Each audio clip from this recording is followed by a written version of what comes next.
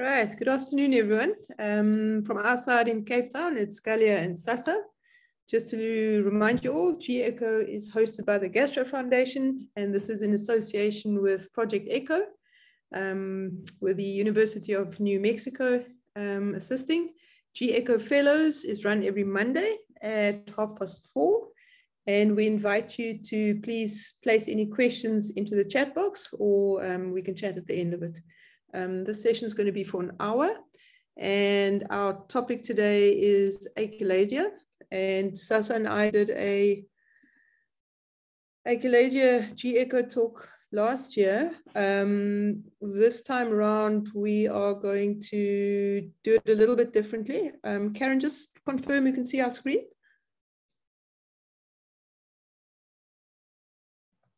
Yes, I can see it. Okay, great. So this time around, we're going to do it a little bit differently in that hopefully the theory is there now. So what we thought we'd do is we've got 5 patients that are going to be presented to us today. We've got Matt here, and I think a couple of you, Thania, Mzamo, who've just, you guys have just passed. If you want to take on one of the cases, please do. It's not all surgical based, and some of the stuff we'd actually appreciate your input. Lucian, I think you're also there. 1 or 2 of the cases would be nice if you have an opinion too. So let's get going. Okay, so we all know that we use the Chicago 4 version for the classification for motility disorders. So we actually now concentrate, they've now divided in dysfunctions of OEJ or disorders of OEJ outflow and then the disorders of peristalsis. But today we're going to concentrate on the disorders of the OGG outflow. So we classically have the 3 types of achalasia, type 1, 2, and 3. The 1 has increased IRP with totally no peristalsis or progressions of contractions. Type 2 has, again, 100% no contractions visible, but panesophageal pressurization. And the 3rd one has premature contractions in the presence of aperistalsis or no contractions. The difficult one is the OGJ, the outflow obstruction. You must all remember that that is a manometric diagnosis. So you get an increased IRP, and then your history, but also your manometry,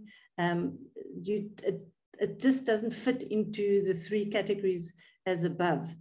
And that's why then we must, if you get the outflow obstruction, the increased IRP, you've actually got to chase the symptoms. So if the patient has got dysphagia or chest pain, then we do a whole lot of maneuvers using the protocol of the Chicago 4 classification to elicit, to see if there is really outflow obstruction or holdup of the bolus.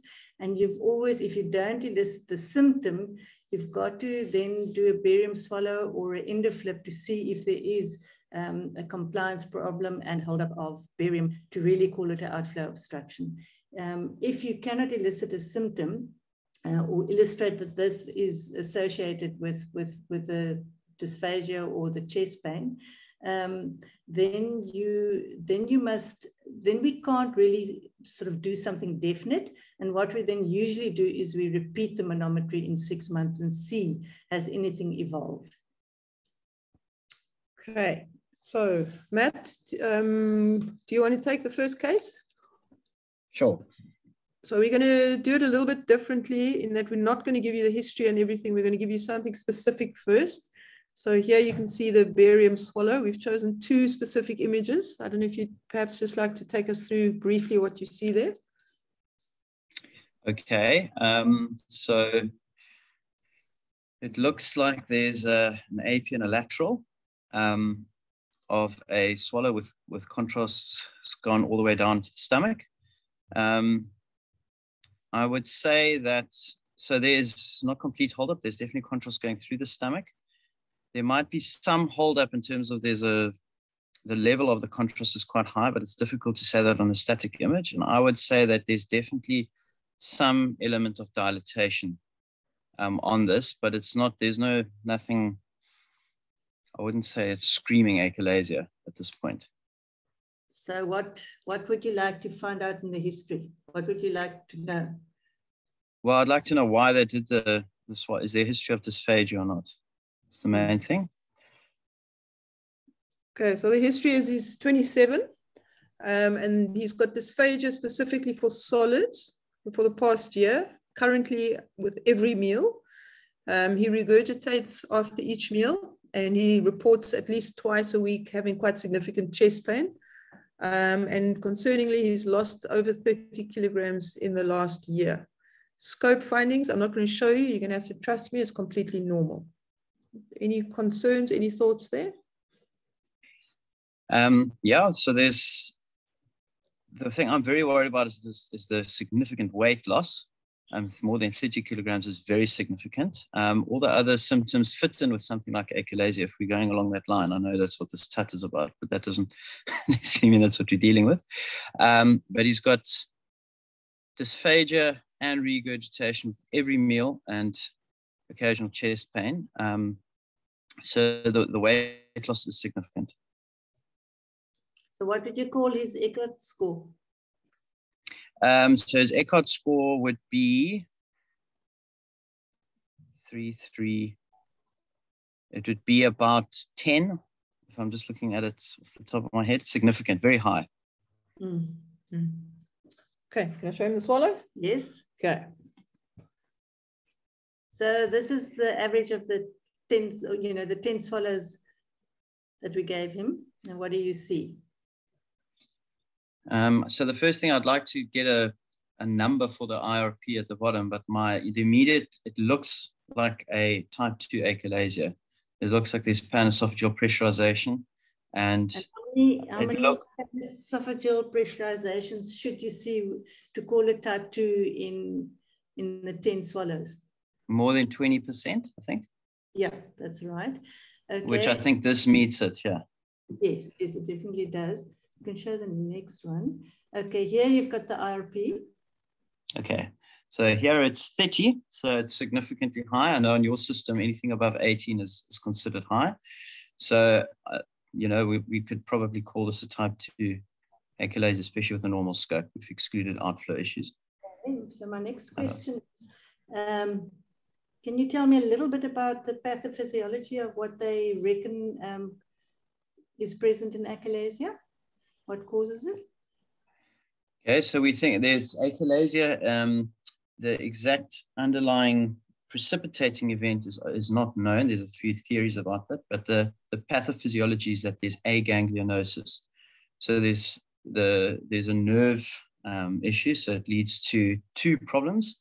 It leads to failure of relaxation of the lower esophageal sphincter, and it leads to peristaltic issues above that, so failure of peristalsis. So what are the two things that are sort of, that we talk about, the effect of the transmitters that I'm probably not so clear. Sorry, you broke up for a moment, Master. So what are the two transmitters that sort of are involved here in the pathophysiology?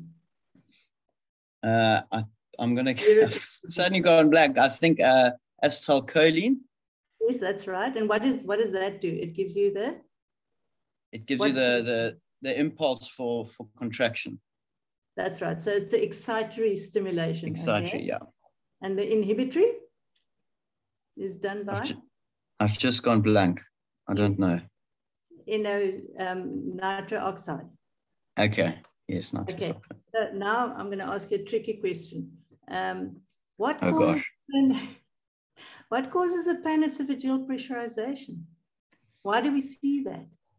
So from what I understand, there's still some residual, so that the muscles are actually still normal, so to say. So what you have here is residual longitudinal muscle activity. So the entire longitudinal muscle is contracting, and that's why you get this panesophageal pressurization. You also see that the lower esophageal sphincter goes up slightly because there's shortening of the esophagus.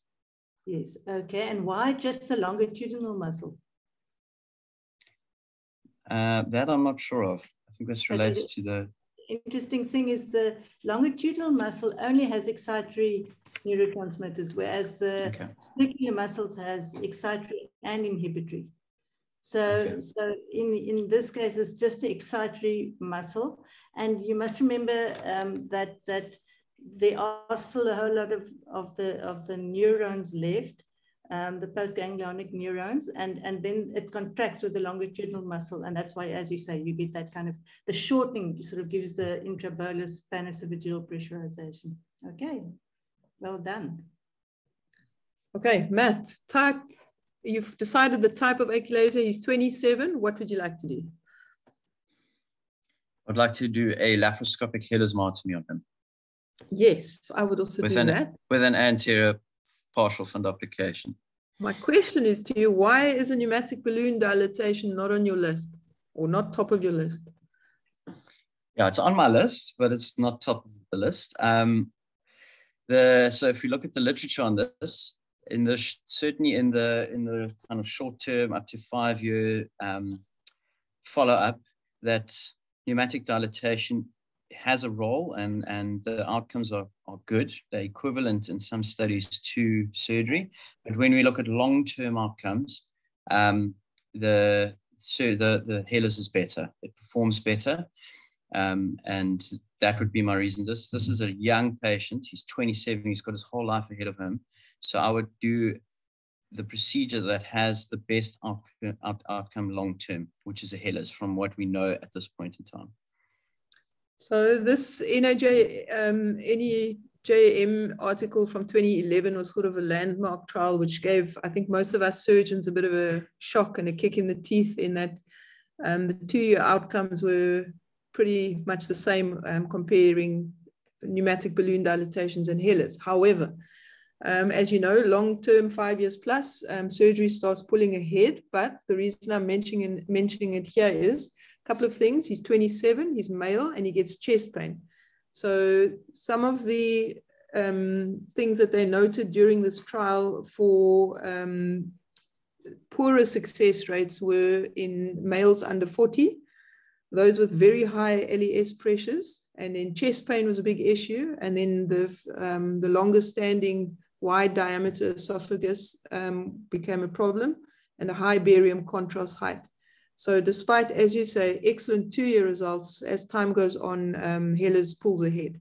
So yes, I'm going to agree with you. I would offer this gentleman a hairless.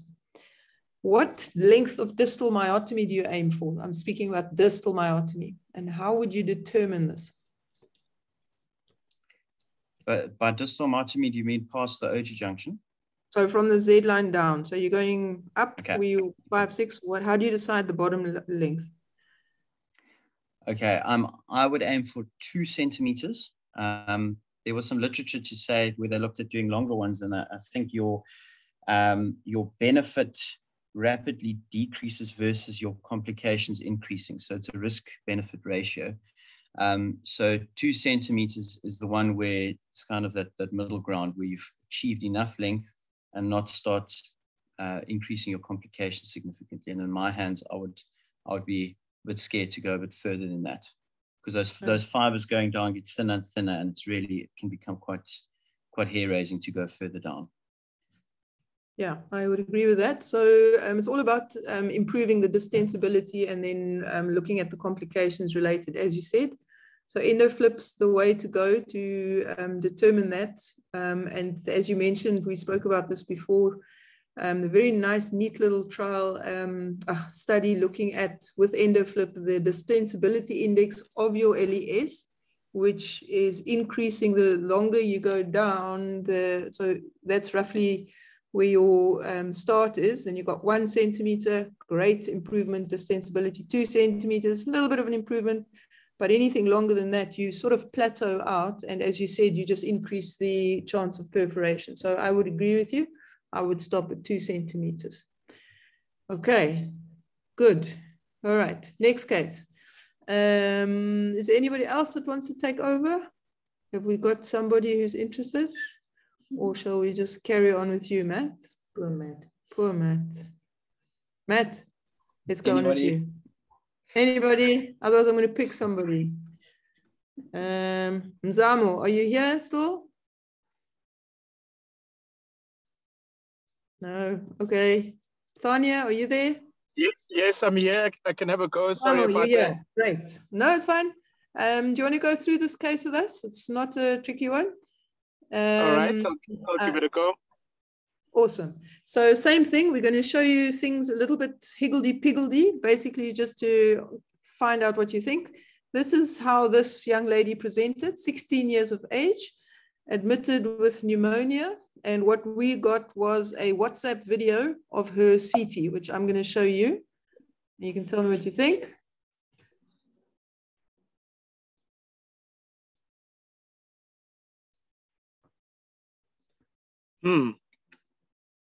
Exactly. That's what we also said. All right. So it looks like yeah, tell us. It looks like some high-res CT cuts. Certainly, there does seem to be a pneumonia, a multilobar pneumonia in the right hemithorax. And then, I mean, obviously, the theme of today is the achalasias. It does look like there is a little bit of esophagomegaly with some food inside there, or perhaps, food bolus inside there, I would think. Yeah, absolutely agree. I would say quite a bit, actually. It's a very large esophagus, in my opinion, but difficult to see. I appreciate the CT pictures here are not great. And then you've got a level there of contrast with some air and food, and yes, so a very dilated esophagus. You can't see the bottom.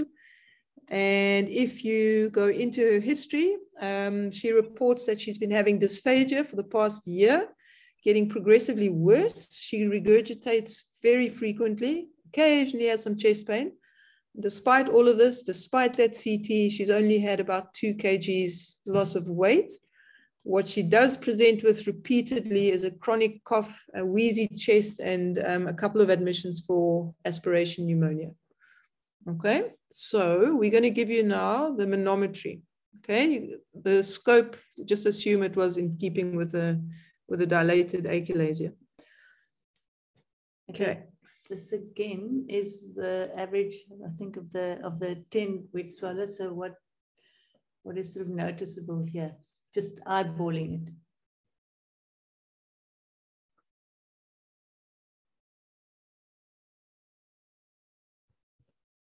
Zamo, can you hear us?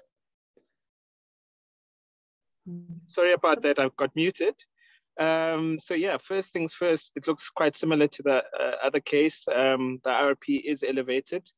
I see 45 millimeters of mercury. And then it does also look like there is panesophageal pressurization for all the swallows. And it looks like most of the swallows actually. Can I stop you there? Why are you saying that there's panesophageal pressurization? What are you supposed to look at? What should your pressure be? Your isobaric contour be? I believe it's more than 30 millimeters. So I didn't see. There, the little in the middle there's 30, but it's got to stretch from your LOS right up to your UES. The panesophageal pressurization, and this is not present. So I see. Okay. It's peristalsis or absent peristalsis. Okay, we'll show you the single swallow. So here you can clearly see there's no panesophageal pressurization, but your IRP you can see is very increased. So that makes it what? Type. Sure. So it's consistent with the type 1 achalasia. That's right. And in your opinion, we did the type 2 first. Do you think type 2 goes over into type 1? I think if we think about the natural history of your esophageal or at least your disorders of the OGJ, typically I believe it would start with an OGJ outflow obstruction, and then as progresses moves towards a type 2 achalasia, and then kind of the end stage would be a type 1 achalasia, with type 3 kind of being its own kind of clinico-pathological subtype. That's right. So in other words, the type 2, so you know that it's sort of a genetically predisposed person that gets exposed to a virus. That's what they speculate. And then, there's a attack on the neurons through the T cells and the antibodies. But in type 2, it's not as progressed. So you've still got neurons left. I think that's Sure. a big thing that you've got to realize. As we explained, that's why you can still get shortening and things like that. Whereas in type 1, it's now a further stage, and you've got aganglionosis. So there are no neurons left. And that's why you've got a total excitatory effect, and that is of your LOS not contracting, and inhibitory, there are no contractions in type. So I just want to know, you now mentioned type 3 incorrectly, that they think that's something different. Do you want to sort of venture what you think is the reason? Oh, my goodness, not too sure about that one. The yeah. thing, what they did find is that at this type 3, it doesn't get affected. The neurons are still there. The postganglionic neurons are still there. So they think it's a different phenotype, again, genetically predisposed, and the antibody and cell modulators effect on the neurons aren't as great. So they don't kill the neurons, but it does mess around with the inhibitory and excitatory balance of the vagal system and the enteric nervous system. And that's why you see the inhibition or the excitatory effect of the LOS. And then you also still see the contractions. That's why you see it like that. And they feel that's a total different entity. Yeah, but you were correct. Okay. Zamo, this is something I didn't know. I found it by accident. So there's a radiological staging of achalasia. Do you know about it? And what stage do you think she is? If you don't know, it's fine, because I didn't know either. Have you heard of it before?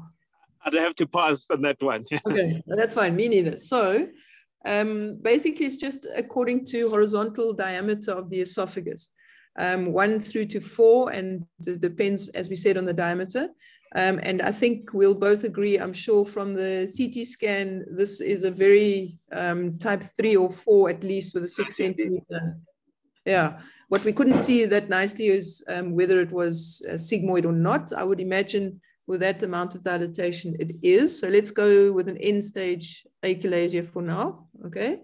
Which brings me to the next question. Bearing in mind she's 16, quite symptomatic. What would you like to do for her as regards treatment?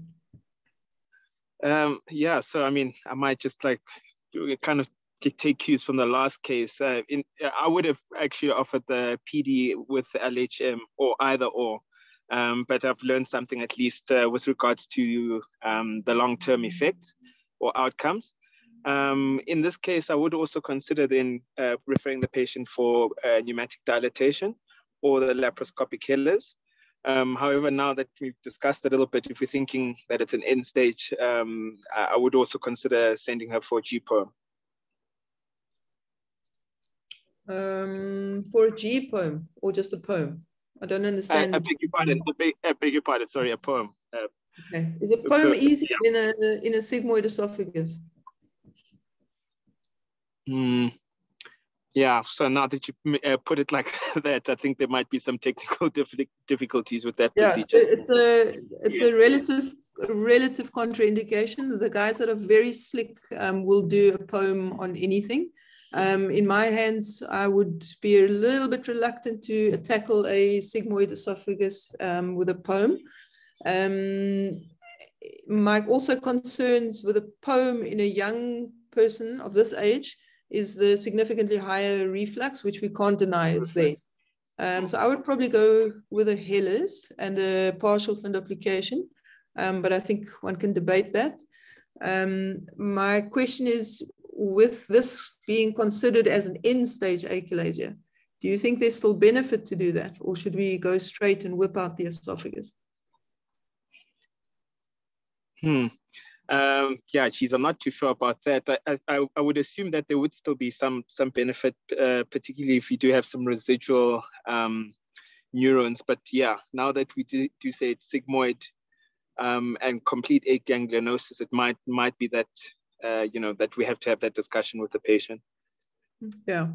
So this is a meta-analysis that came out recently, and they actually support the approach of always first trying a salvage myotomy, even when you've got an end-stage achalasia. And that is what our approach has been. Any esophagectomy is a big deal. And I think the longer you can keep it, the better it is. So we will be offering her a hairless, laparoscopic hairless for now. Would you wrap this young lady? I do believe that the wrap does assist with the risk of significant reflux. Yeah, so I suppose that I would give that as an option, particularly with her age and the extent of her dilatation.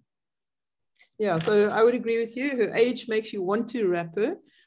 Obviously, a partial wrap. In my opinion, anyone who does a full Nissen on an achalasia is extremely brave and possibly, yeah, not the wisest thing to do. So the only thing is here in an end-stage achalasia, do you win anything by wrapping? I'm not sure. I think one can debate that. We would probably still do at least an angle of his augmentation stitch. If we agree that we're going to perform a partial wrap, what would you do? I'm not sure. I think you've just passed your FCP, right? Yes, yeah, the medical cert, yeah. Yes, so congratulations. But have you heard of what type of partial wraps you get? So yeah, I believe would there be either an anterior wrap or a posterior wrap as Matt mentioned? Yeah. Or indeed the complete wrap would not be appropriate. But yeah, I believe there's an anterior and a posterior approach. Matt, yeah, let me interrupt and ask Matt, what wrap are you going to do here? We've decided we're giving her a wrap. Which one do you want to do? I would do an anterior. I would do an angle of His augmentation, probably in such a dilated thing if I'm going to do anything, but otherwise I certainly wouldn't do a posterior. Why? Because to do a posterior, you have to dissect out the whole O2 junction, also posteriorly. So you're removing any remaining native anti-esophageal, anti-reflux mechanism or anti-reflux barrier, and you're basically disrupting the whole thing and then putting a bit of stomach there. So I would rather do an anterior component where you don't have to do anything posteriorly. You can leave some of that mechanism intact. Okay, correct. That would be my answer as well. I don't know if anybody else disagrees, but the fact of the matter is it doesn't actually change anything as regards your reflux symptoms post-Hellers, and also it does not affect your degree of dysphagia. So you can do either, but I'm going to go with an anterior as well. Then just a quick thing here, the suture placements, Matt, for a door anterior fundoplication. Between the fundus and then when you've done a Hellers, the cut edge of the myotomy. What do you think of that? Do you think it's necessary, is my question. I'm a bit wary to do that like it's showing on the left there. I'm not sure if that is necessary. It's very close to the myotomy. I'll be a bit nervous to do that. And I think you can place your sutures into the crura or into the crus. I'm not sure you actually need to put them through the cut edge of the myotomy. I don't think it keeps it open or anything like that. So I would do it personally through the crus and not through the wall of the esophagus, basically, or through the muscles. Yeah, I would agree. You can argue it both ways. There's lots of people that will do that to the myotomy, but my thing with the myotomy, it's a little bit like a donut, like an elasticated donut. Once you bite into it, you cannot get that donut closed again. Those fibers just naturally open up. So I don't know if you have any benefit by actually putting those stitches there, because that myotomy keep itself open by the contraction of the now opened circular fibers. So I don't do it. I'm not sure if there's somebody who's going to disagree. I think it's valid to do so. Either way, up to you. No, half past five. Okay, so case 3. Let's see, who else is there?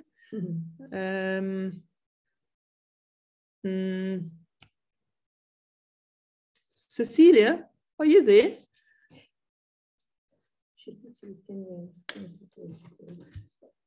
Cecilia, I am here, sorry. no, that's fine. Do you want to do the next case? It's not a bad one. It's quite a nice, interesting lady. So she's in her 70s and she's got progressive dysphagia for the past few months. However, complete dysphagia, requiring a nasogastric tube for feeding over the last month. She's lost about 14 kilograms. She regurges. She's got terrible chest pain. She's basically as miserable as anything. In the history, she's had a previous mastectomy and she's been on 12 years of chemo. That takes some doing, and she's now sitting with metastatic breast here. I'm going to show you the swallow. I don't know if you see anything there that you want to take us through. So, I mean, it seems like there is peristalsis in the esophagus, but there's definite holdup of contrast. It's not, I mean, it is a bit of an apple core feature there, but I can't clearly tell you whether that's a benign or a malignant holdup. But there's hardly any contrast passing through, so it's very, very tight. Yeah, so it's not, I mean, achalasia there's usually a trickle going down, so it is a little bit different, isn't there? And it looks a bit like, a bit of shouldering almost. So not quite what I would call a normal achalasia, but obviously hold up, there's an air fluid level. Not the most happy esophagus, we'll agree on that. Okay, so Sasa got called, obviously, and this is what she found. So if you look at that, Cecilia, one thing, what did I not manage to do? So I don't think you crossed the lower esophageal sphincter because I'm not seeing that at the bottom. So I think that first sort of high pressure zone is your upper esophageal sphincter, and then you've got what seems like pan-esophageal pressurization, but then you don't actually reach the lower esophageal sphincter. So you don't have an IRP. And so we don't actually know where the catheter is. It could have potentially even coiled in one place. Yeah, so what happened here, I think she had a very thick nasogastric tube. And I think my catheter sort of pressed against it and didn't get any further. I definitely didn't cross it. But yes, it is aperistalsis or failed peristalsis. No contractions with a panesophageal pressurization. So it looks like a type 2 achalasia. And then interesting, when you just did the one swallow, I think that was the first swallow, but when I went on, you can see in keeping with the barium swallow, if you show the next one, can you see how when I got to, I think, what was it, 9 or 8, can you see how the pressure built up? So what that tells me is basically that fluid is just staying there. It's not crossing into past the OGJ, and it's just building up pressure. And what will happen next to this lady? What will she do? Well, she'll probably either regurgitate it, I would assume, if she keeps taking in more fluid. Yeah, I had to stop because that means they're going to vomit after that. And you don't want that because you're frightened of aspiration. So before she shows the next slide, what would you ask for now? What would you like to know? What other examination or procedure would you want to have done? So, I mean, the concerning features with this lady is obviously her age, the fact that she's already known with the malignancy. I'm not certain whether she got radiotherapy, but I wouldn't think that her esophagus was involved in that field. I assume it would probably have been more laterally. She's at risk of also like a paraneoplastic type phenomenon. So I think with her, there's quite a lot of things prior to me saying that this is an achalasia. I think with her, I would, if possible, try and do either endoscopy to have a better look at what's happening by the OG junction, or then cross-sectional imaging to see what's happening around to exclude any extrinsic compression or sort of infiltration of the esophagus from the metastatic disease. So Cecilia, so what you're actually saying is, you want to exclude that this is a pseudoachalasia or secondary achalasia. Yeah. What's the difference between pseudoachalasia or secondary achalasia and paraneoplastic syndrome? To give you achalasia image. So, I mean, with the pseudoachalasia, I think your IRP will still be normal, whereas you would have a raised one with, now I'm confusing myself now. Yeah. Thank you, sis. Just think of the mechanism of the pseudoachalasia. You wanted to have an endoscopy. Why? Because you want to retroflex, because you want to see what? So you want to make sure that there's no tumor or anything from the bottom. So yeah, so and that will give you increased IRP if that infiltrates in your OGJ. But then, so what happens with the paraneoplastic syndrome? That tumor, so you'll have a normal scope. So how does that work? She's got breast cancer. You can see it in lung cancer. You can see it in ovarian cancer. How does that? How would you explain that we get this image? Well, you could also have sort of destruction of the neurons, and that could cause the peristalsis. But then I would think that you'd also have a loss of the inhibitory neurons. So I'm not entirely certain. I think I've talked myself into a mess. No. Okay, so the tumor actually makes antibodies, and it doesn't actually destroy the neurons, but they actually do have an excitatory effect.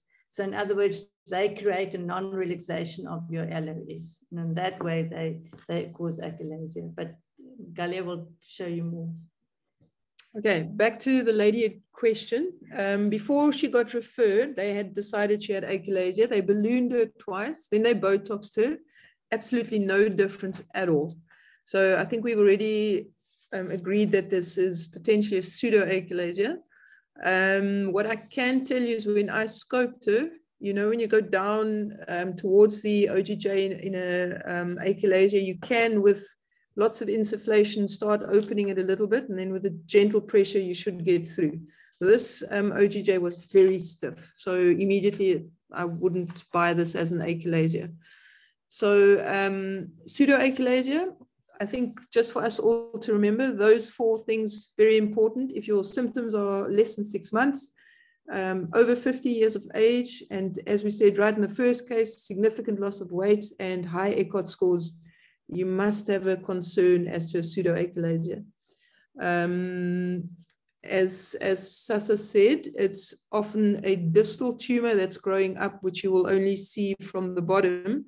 So gastric CA infiltrating up. So CBITS3, usually the culprit, but also lung, breast, pancreas, liver, kidney, actually anything really. And then, as we said, paraneoplastic, the mechanism is a bit different. And then also don't forget your opioids. Every now and then we get someone who's gorging themselves on codeine, and they have absolutely amazing manometries.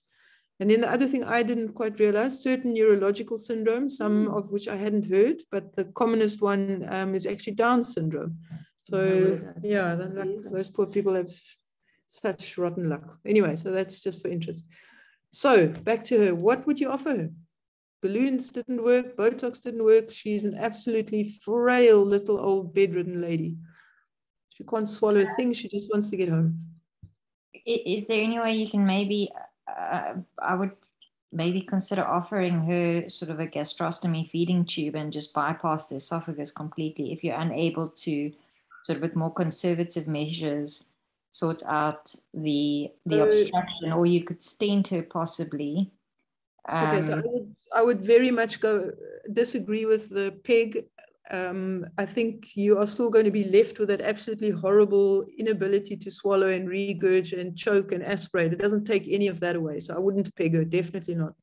I would agree. I would put, though, a esophageal stent. It is going to cross the LES. So whether you agree or disagree with anti-reflux stents, that's what we did. Okay, so good. Thank you, Cecilia. Well done. Let's go to the next case. Matt on this one. Okay, Matt, for you. Especially for you, Matt. Can you take us through the swallow? Yeah. Okay.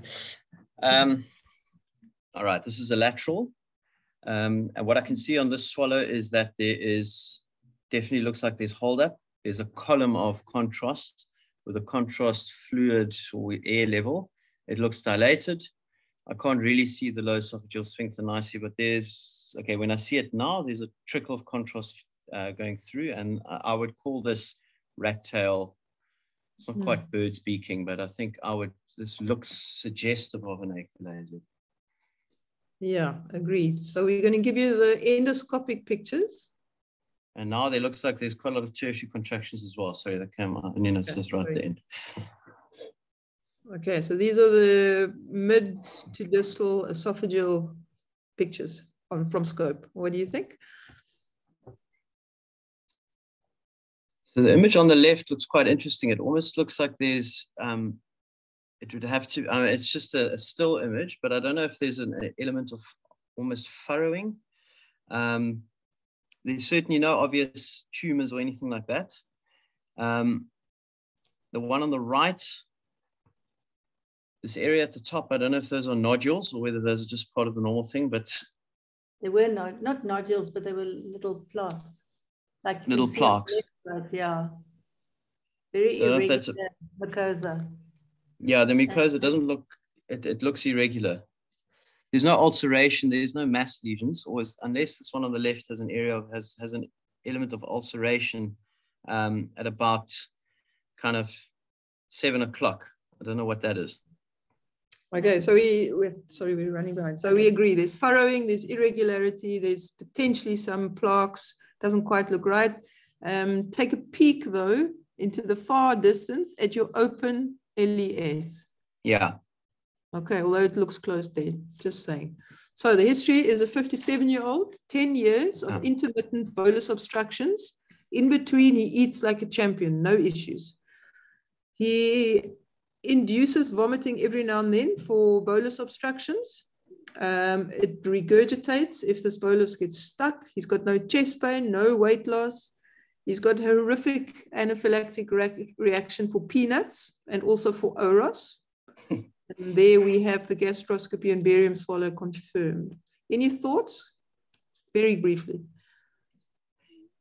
I would be quite, well, I'm immediately thinking of eosinophilic esophagitis here, even just with the first line of the history, that he's had intermittent bolus obstructions. And I think the endoscopic picture fits.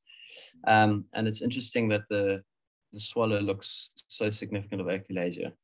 But I would definitely biopsy this esophagus to make sure it's not EAE. Okay, biopsies are done. They're not back yet. We just checked. Sorry. Yeah, okay. However, here's the swallow. The manometry. Just an overview quickly. Okay, I'm going to go on. Yeah, I can go on. What do you think, Matt? Bit difficult to see in here. It looks like very high pressures in some of those swallows distally. I mean, almost like spasm. I would have to see what the measurements are. So it's not spasm, but that you can see the distal latencies. It wasn't increased. Well, you'll see. It was not increased. Okay. No. Okay. Interesting. The IRP here is significantly high, and there's almost swallow. Yeah,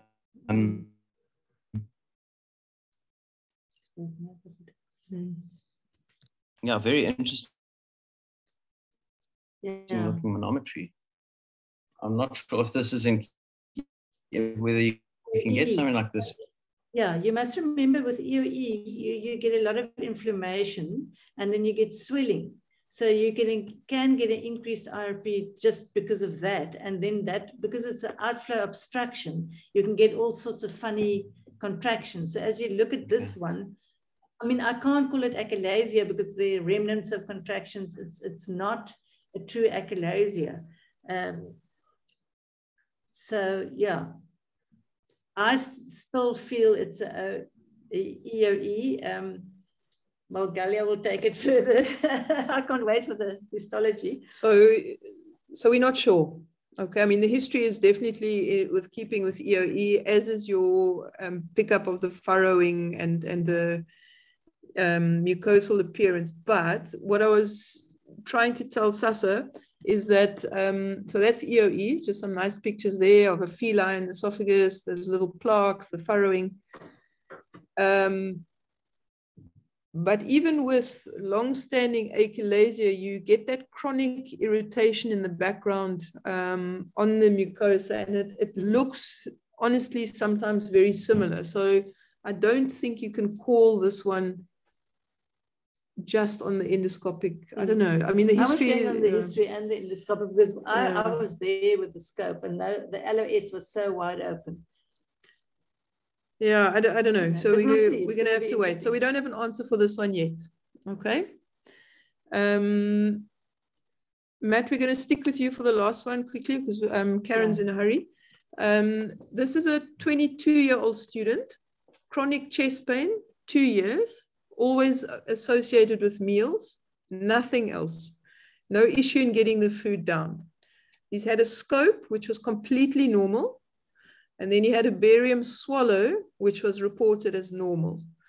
I'm going to ask for your expert opinion as regards the swallow. I'm going to give you 2 still images first. I'm going to take us through those. There's certainly contrast going through the LOS. It doesn't quite look normal. I would say this is slightly dilated. And it would be nice to get a timed barium swallow, but there might be there's a bit of column of contrast. I don't know how well it's draining. So there might be slight holdup as well. So I would be reticent to outrightly say this is normal. Okay, good. So we did ask for a timed barium, which they also reported normal, but I'm going to show you first that swallow on the left.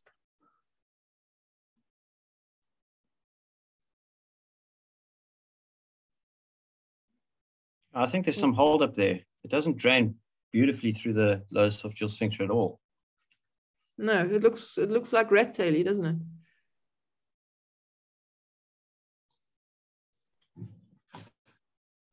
I mean, that's food that's getting stuck there. Okay, the second one. So he's now eaten something. And we've got that same, I think, fairly obvious holdup there. So as you look at the swallow, it gets worse as time progresses and the more he puts into his esophagus, basically. Okay, so then he's had 2 manometries. We're going to show you just an overview of the first one.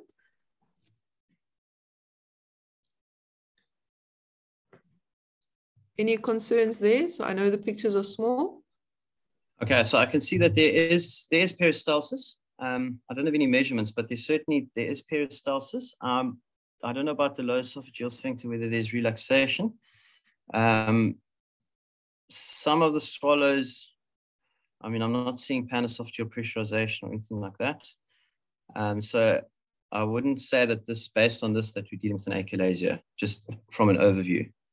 I'd like to know the IRP though. Okay, so now we're going to look at more depth of the one now, the current one. So we decided to, I did present it to Professor Bredenwood, and he felt, it is an outflow obstruction because the IRP was increased. But he was worried that the pain was functional. So he said, let's be conservative and wait and repeat after 6 months. So the pain had actually got worse. And what he'd started doing, he would take a TNT just before he eats, because it only occurs when he eats. And that has really helped him a lot. But when I looked at the manometry again, I mean, what had changed from the previous one, there were more absent contractions, but they were still here and there a contraction. So I couldn't call it, but it had progressed definitely more to less contractions or fewer contractions. But I had to call it ineffective esophageal motility, and definitely a outflow obstruction, because the IRP of the 10 swallows was increased. But then I did the Chicago 4 on him, and I sat him up. And then the 5 wet swallows showed peristalsis. And then we did the cookie swallows, which were the marshmallows, and the increased IRP was very obvious, and again felt contractions. And then we did the bread swallows, sort of a solid meal where he ate some bread, and you could see there were some funny contractions, and again increased RP. But then what we did was, you can actually put on, I think that was the second one. So then we actually went on, and I gave him more. I gave him muffins, and only then, if you go on, I'll show you the contraction there. And only when he got, after he'd eaten the first muffin, he started getting these contractions with chest pain. And still the increased RP.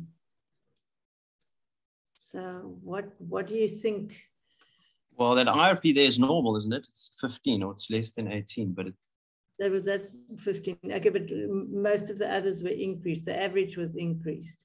Okay. Well, it's interesting because there's some progression of peristalsis there. So, and I don't know what the distal latency is here. I can't see that. So I don't think this is a spasm, but it's the DCI is almost 10,000. So, I mean, that's, yeah. This would very excitatory, fall into this particular one. You could say is a jackhammer. Yeah, there were definitely two more, high. So yes, it could be a jackhammer. But in a situation of an outflow obstruction, you don't actually give the contractions a label. But there's definitely outflow obstruction. But it sort of appears as if it could be evolving achalasia. But would you do something definite with a young man like this?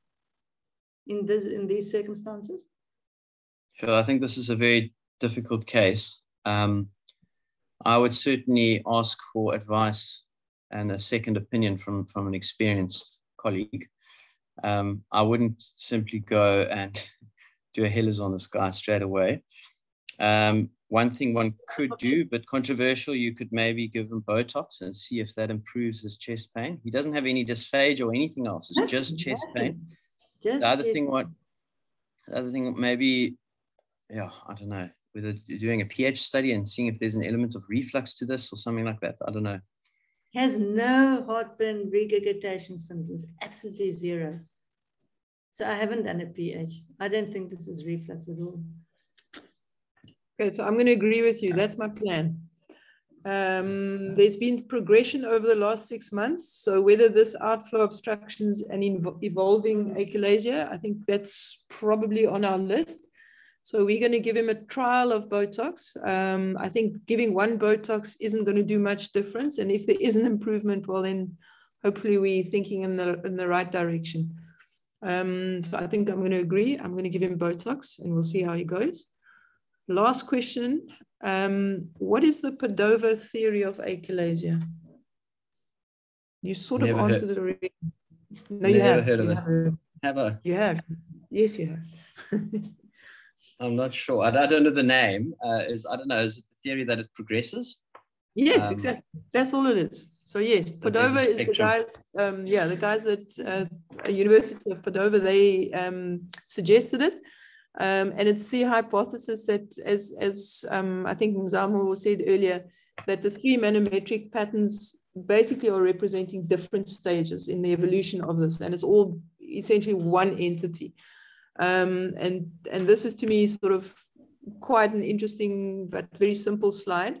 So if you look at the esophageal diameter in type 1, 2, and 3 achalasia, the wider the diameter, the longer it's gone on as regards time, symptomatic with time. So the theory is that possibly it starts off 3, 2, 1. And that's basically Padova's theory that, yeah, as we mentioned before, it's all one entity and starts at a point. And we've just perhaps incorrectly labeled it 1, 2, and 3. As regards time, it's the time and diameter come together as well. Anything else? I don't think so. Karen, I think we made it. Where's Karen? And incredibly well, thank you. Phew. Okay, good. How many slides?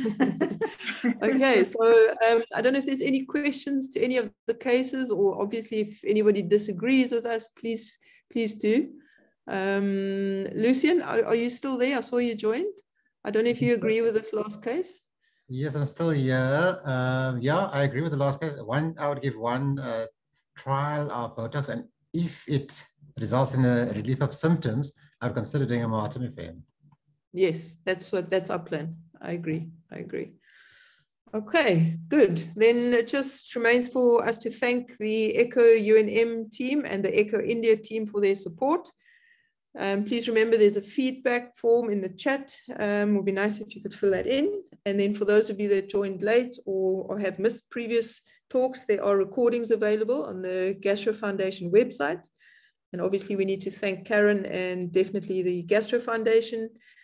Next week, just some advertising. There's going to be an interesting radiological chat with an HPB focus. So if you're available, please do join us that time, same place, 4:30 next week, Monday. So thank you for joining us. Have a good evening. Thank you. Thanks, Matt. Thank Bye. you very much. Thank you. Thank you. Thank you. Bye.